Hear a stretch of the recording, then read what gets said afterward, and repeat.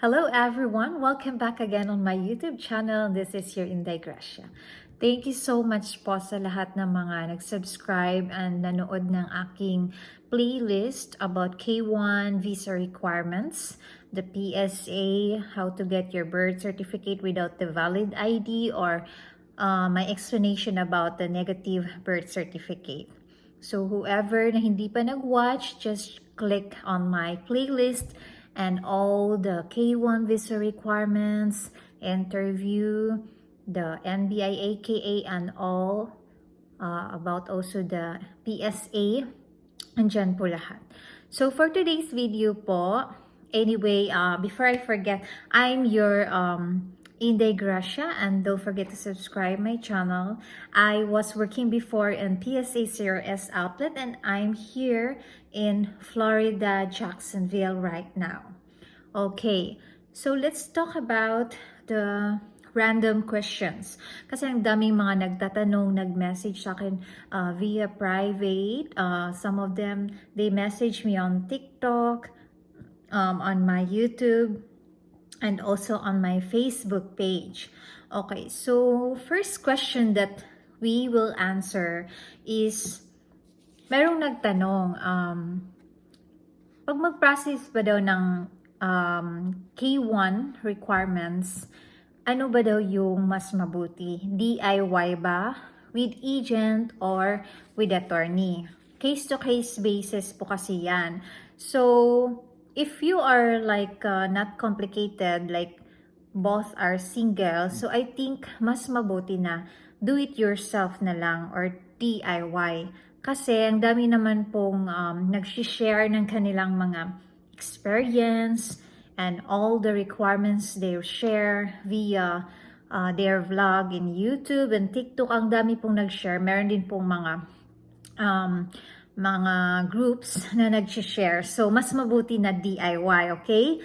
And doon naman sa may mga complicated, like there is a multiple divorce of your fiancé, tsaka yung sa rin is annulled ka dito sa Pilipinas, or you are divorced, mas maigi na with agent or with attorney. Kasi yung sa amin, yung sa case ko is, I was annulled and my husband also divorced. So, we have some ideas or knowledge about the requirements of K1. Pero medyo complicated kasi yung namin, yung status.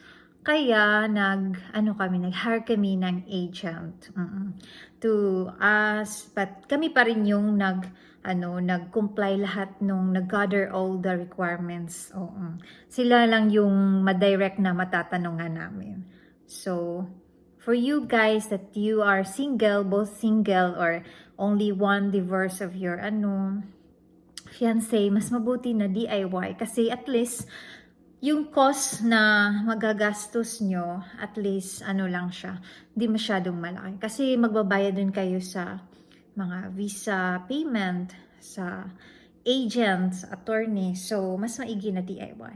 Pero kung complicated, so, and then meron din talaga kayong budget for paying the agent and attorneys, then go and pay for agent. Okay? To question, nag-process siya ng K1 visa. So, nagtanong siya kung dapat ba annulled na siya. Kasi, bali may asawa siya dati. So, yung ang answer po dyan, ma'am, is yes po. Need po talaga na meron ka ng certificate of finality galing sa court. Yes, dito sa Pilipinas. Okay? Doon naman sa mga nag-divorce, Filipino na nag-divorce sa ibang bansa, actually need nyo po rin yan i-report dito sa ating dyan sa Pilipinas court, Philippine court, para ma-recognize kasi wala pong divorce ang Philippines. Okay. So number 3 questions from Mary Ann Debian. Hello po, nauna po ba ang medical news sa St. Luke bago ang VAC? Yes po. First is medical, and then second is the biometric, tapos yung US Embassy interview na. Okay? So, kung gusto nyo manood ng vlog, I have my vlog there on my playlist on my St. Luke experience. Do we have other questions? From Presi Ramal, hello, mag-ask ako nung interview mo, need pa ba ng original finality? Kasi naipasa ko na yung original noon sa PSA. May copies ako but Xerox na lang. Pina-authenticate mo ba yung finality mo or okay na yung Xerox and mayroon naman ako dala PSA, AUM, marriage contract na all are void na. Alright, so for your PSA documents like you are Sanumar or advisory of marriage, birth certificate, all you need to bring po is original and authenticated. Okay?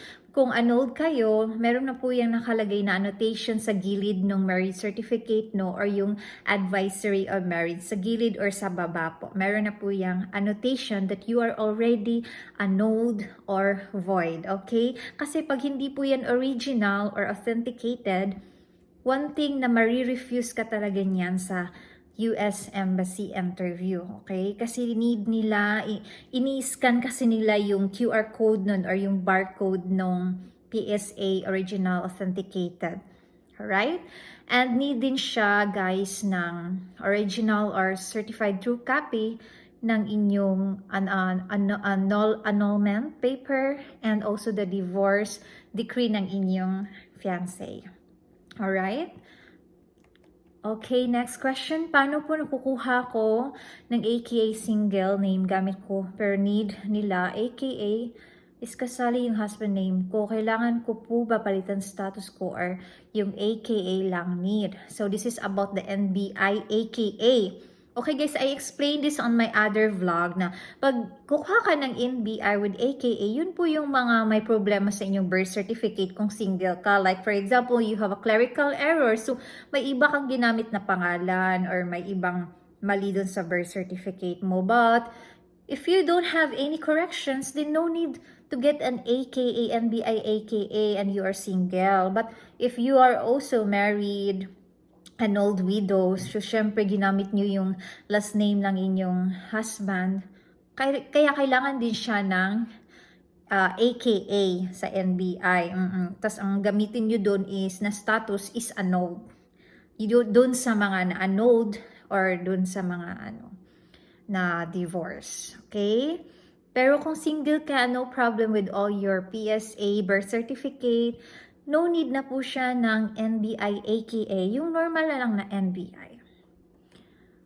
Next, from Baya to Vlog. Ma'am, may requirements po ba na kinuha sa final interview dun sa console mismo?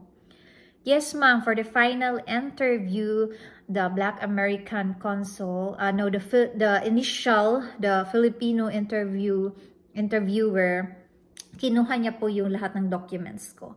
Just see on my US interview vlog, andyan po yung aking mga explanation and experience kung ano yung mga documents and originals na kinuha ni Filipino consul and ni Black American consul in my final interview. Okay? So bring all the authenticated and original copies of your documents. Next is from Von Deor. Sis, mauna ba akong kumuha ng marriage certificate na AKA bago kumuha ng NBI with AKA? Widow po ako. Okay, on this matter, ma'am, marriage with AKA, no. It should be, marriage certificate po is, malalagay po talaga that even you are widow, malalagay po siya na may asawa kayo dun. Kasi, meron kayong marriage certificate or license, that, yung, siguro yung pagkakaano mo nga is yung advisory of marriage. Yung sa advisory of marriage, malalagay din po dyan, matatag na may husband. Need nyo lang po ng additional supporting documents, which is the death certificate of your late husband. Para yun yung proof na widow na kayo. Kasi sa advisory of marriage po yan, hindi po mawawala yung name ng inyong husband kahit po annulled kayo or void. Yes po. May malalagay lang po yan na feedback or annotation that you are void annulled. But if you are widow, hindi po yan malalagay na widow sa inyong marriage certificate or advisory of marriage. Malalagay lang po yan na matatag lang po siya na married pa rin kayo. Pero dapat may supporting documents, which is the death certificate. That's the proof na patay na yung husband nyo. Yeah. So, yung sa NBI AKA naman, yes, need mo talagang kumuha niyan kasi ginamit mo man yung surname ng iyong husband dati, right? So, kumuha ka ng NBI with AKA. Okay, next question. Tagalog po ba ang tanong? Sa CFO po ito, experience. On my experience po, kasi sa Davao ako nag-CFO schedule, appointment po noon. Yes po, napakabait po ng staff doon. Tagalog po yung tanong nila, kahit Bisaya sa Davao. Tagalog at English yung tanong nila. So, they are so polite there and hospitable, all their staff. Just prepare all your documents, especially sa mga police clearance and reason kung bakit na-divorce yung fiancé ninyo. Kasi there are some questions na minamatch nila kung ano yung nasa divorce, reason ng divorce papers ng iyong fiancé. Oo, pero kung hindi mo yun masagot ng tama, so may tendency na kanila mag-reskid ka ulit ng schedule, di kanila bibigyan ng certificate of CFO. So, kailangan aralin mo talaga. Familiarize all the answers. Okay? Next, good day. Ask ko lang po kung anong first step para mag-apply ng fiancé. Dami ko na pong napanood na vlog pero walang nagsabi kung anong first step gagawin. Salamat. Yeah, actually, I noticed na lahat po is mga requirements or experience lang nila. Actually po, si Ciel Yem. Yeah, need po siya is, kung meron ka ng fiancé, need po na si fiancé nyo yung mag-petition sa inyo para mag-file ng fiancé visa. So, kung mag-file siya, meron kayong i-fill up na form yan. I will make a vlog how to fill up that form. Na si fiancé yung mag-petition sa iyo. Then, after filling up all the details, tas kompleto na yung mga requirements nyo. Actually, all the requirements of K1, I have it also on my playlist K1 requirements. So, just click on my playlist K1 requirements at andun po lahat. Alright? So, meron pa ba? We have another question about the medical, St. Luke's. Okay. So, did the doctor ask to see your annulment papers, yung court decision papers, verified complaint? Actually, on St. Luke's, nung nag-medical examination ako, physical exam, the doctor asked me about the reason of my annulment. But she didn't ask the papers. So, she asked only the reason.